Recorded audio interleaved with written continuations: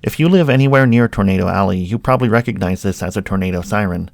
This one, with serial number T75, is the oldest Thunderbolt model T-1000 still in service today, and it is located at Sedgwick County Fire Station number 32 near Park City, Kansas, and it tells an interesting story of the days of civil defense at the height of the Cold War.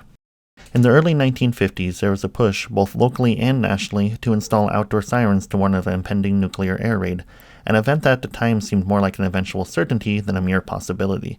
Sedgwick County Civil Defense got its first T-1000 siren in 1952 and installed it on the roof of Wichita's Roosevelt Intermediate School, which is now part of East High. Under the direction of K.U. Benjamin, this siren would be joined by 12 others to form the county's first siren system.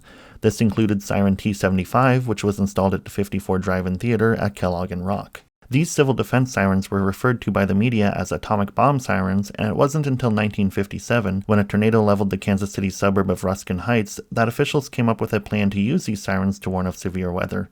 On June 11, 1958, Police Sergeant Paul Hansen made history by activating the sirens for the first time to warn of a tornado, likely saving many lives in the process.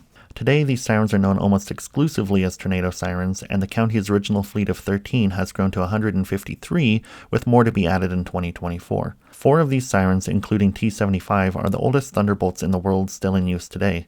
Of the other 3, one is at Sedgwick County Fire Station 38, another at Wichita Fire Station 20, and the final one is mounted on a trailer and used by emergency management as a traveling educational exhibit that can be heard from miles away.